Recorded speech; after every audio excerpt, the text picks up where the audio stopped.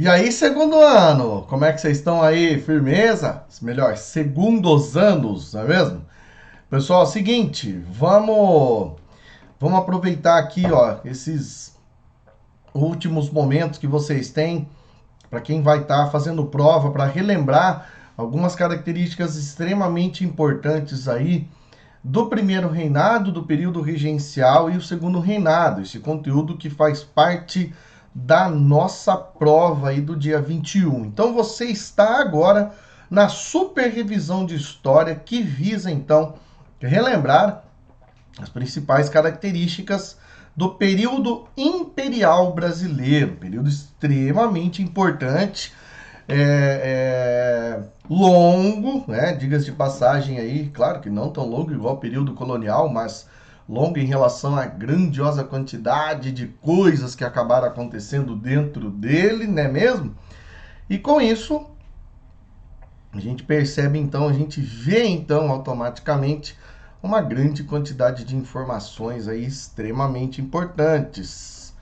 Ó, quando a gente fala aí no primeiro reinado começa em 1822, vai até 1831. E nesse primeiro reinado a gente tem bastante coisa, hein? Temos um monte, uma carrada de coisa aí, ó. Para começar, Dom Pedro I tem três situações que são extremamente importantes que ele precisa resolver, com extrema urgência, com grandiosa urgência, principalmente para tentar acelerar alguns processos e dar algumas respostas. Né? Quais são os três desafios de Dom Pedro I? Então, a primeira coisa que ele tem que fazer é obter o reconhecimento interno. Né? Simultaneamente, ele vai também ter que estabelecer uma nova Constituição, né? Até porque, afinal de contas, se é um país novo, se é um país, né, totalmente novo, livre, independente, então tem que fazer essa nova Constituição, tem que ter, né? Afinal de contas, é um novo país. Então, isso está acontecendo tudo concomitante, as três coisas estão acontecendo ao mesmo tempo. Esse reconhecimento interno, o reconhecimento português e a Constituição. Em relação ao reconhecimento interno, ele vai acabar enfrentando uma certa, sai daí, mosquito, uma certa resistência por parte de algumas províncias, como por exemplo, a província da Bahia, do Ceará, da Paraíba, acabaram oferecendo uma certa resistência interna, por isso que ele vai acabar tendo problema aí, vai ter guerra. Essas guerras são conhecidas como guerras de independência. E ele conseguiu vencer? Conseguiu vencer essas guerras. Te amo, Gi. Conseguiu venceu essas guerras, facilmente, inclusive, mas foi muita grana. Principalmente por quê? Porque o Brasil não tinha dinheiro e não tinha um exército, então teve que emprestar dinheiro para comprar um exército. E como é que fez para comprar esse exército? Foi lá então e acabou contratando quem? Mercenários, pessoas que lutam aí a troco de grana, não interessa para qual país ou qual que seja enfim, qual seja a causa, eles estão lutando pela grana. E aí, nesse contexto, o Brasil acaba se endividando um pouco mais, acaba tornando-se um baita de um problema, e infelizmente esse dinheiro não veio para o povo, certo? Mas consegue esse reconhecimento interno com base na guerra. Já em relação à Constituição, importante lembrar que tem dois projetos constitucionais. Tem o projeto de 1823, que aí seria a Constituição promulgada, também conhecida como Constituição da Mandioca, não foi promulgada. E o projeto constitucional que passou a valer foi a de 1824, a Constituição outorgada, aquela que estabeleceu, é claro, uma centralização muito grande, e uma de suas principais características é o poder moderador, aquele que é exercido pelo chefe do executivo, que no caso é o imperador. Por conta disso, a insatisfação de uma boa parte aí, da população principalmente aí da região norte do Brasil, nordeste do Brasil, lá em Pernambuco, vai levar aí o pessoal a se rebelar mais uma vez.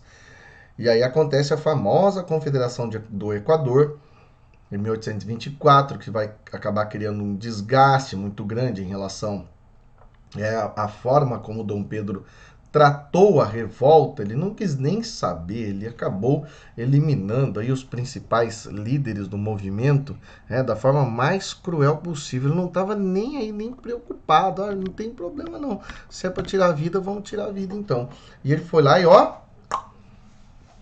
inclusive mandou até mesmo fazer o quê? Com o Frei Caneca, você se lembra. Tem também a situação causada aí pela perda do território da Cisplatina, mas isso aí entra aqui, entra nessa parte relacionada à perda, ou melhor, entra nos fatores que levaram à abdicação de Dom Pedro, os fatores, esses fatores são importantes? São muito importantes, muitíssimo importantes para você se lembrar aí, tá? E o que vai fazer com que ele, então, renuncie, abdique ao trono, vou embora, não quero mais, então muito obrigado, tá? Na verdade, a coisa não estava boa para ele aqui. E no período regencial? Período regencial é importante lembrar de algumas mudanças muito importantes, muito importantes, principalmente aqui, nós temos 4 diferentes regências, digamos assim. Nós temos a regência trina provisória, que é aquela que durou apenas 2 meses, que já promoveu mudanças importantes, significativas. Só que ainda assim essas mudanças não foram satisfatórias, mesmo com isso. O que saiu de treta acontecendo aí não é brincadeira, é aí que a gente vê as revoltas do período regencial. Essas revoltas são importantes? São importantes, essas revoltas são importantes, é bom lembrar, tá? Outra coisa, o avanço liberal que acontece aí no período regencial. Esse avanço liberal é protagonizado pelo então ministro da Justiça na regência trina permanente, o padre Diogo Feijó, que depois inclusive foi regente, só ele, naquilo que a gente conheceu então como regência una de Diogo Feijó.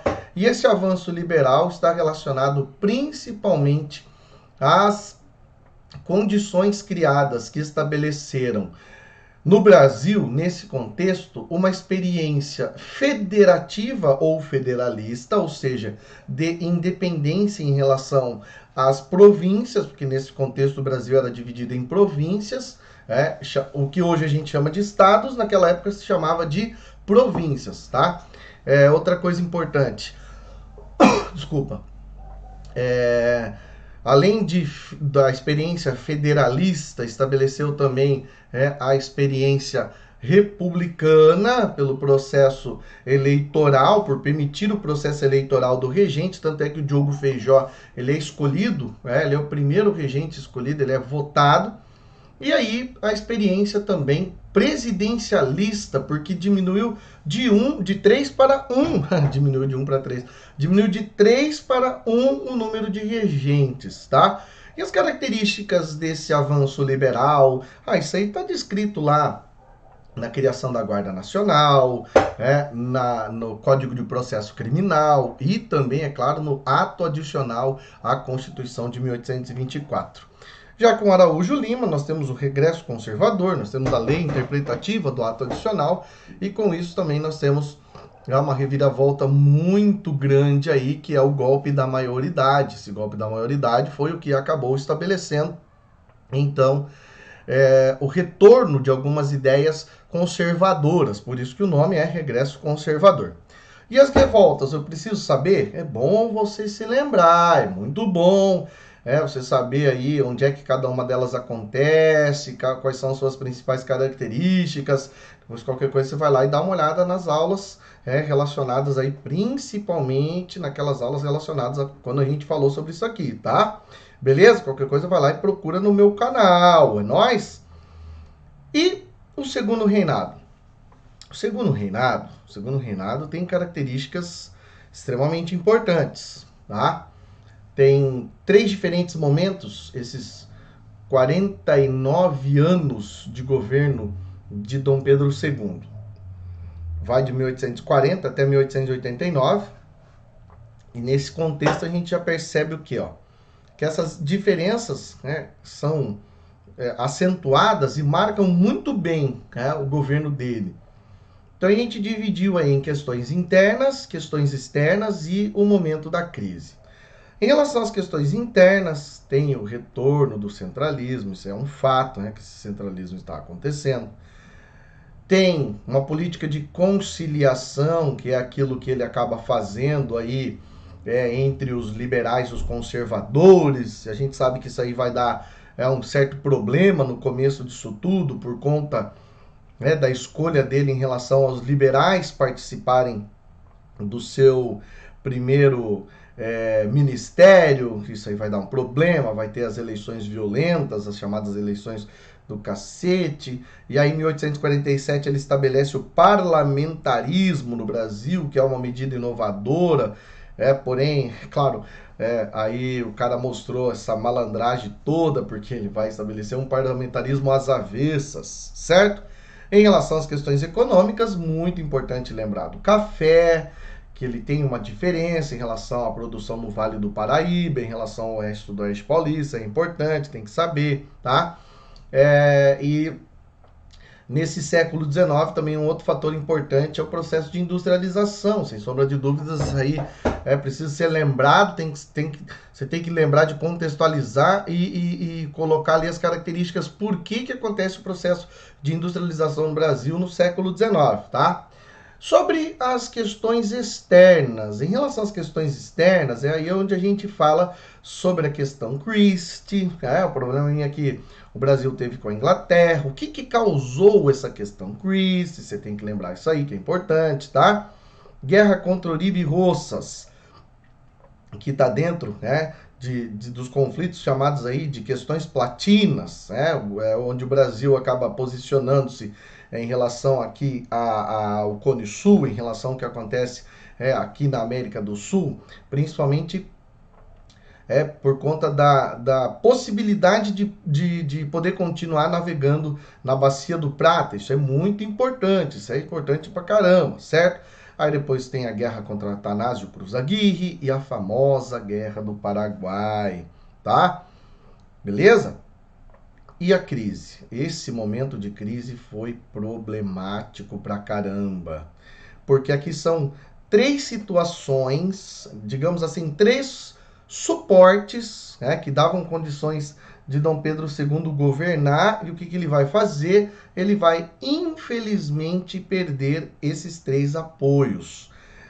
Cada um deles, à sua forma, à la mode, acabaram, então, criando situações, ou melhor, foi uma desarticulação de situações envolvendo Dom Pedro II e cada um dos setores, no caso daqueles que defendiam a abolição da escravidão e daqueles que apoiavam a continuidade da escravidão, a questão religiosa, que é com a Igreja Católica, e a questão militar, que é com o Exército. E aí, lá no dia 15 de novembro de 1889, foi proclamada a República do Brasil e Dom Pedro... O que aconteceu com Dom Pedro II? Ele teve que ir embora do nosso país. Certo, galera? Belezinha, belezura?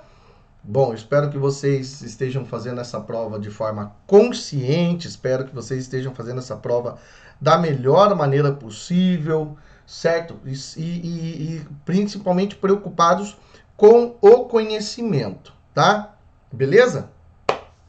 Boa prova a todos. Fui.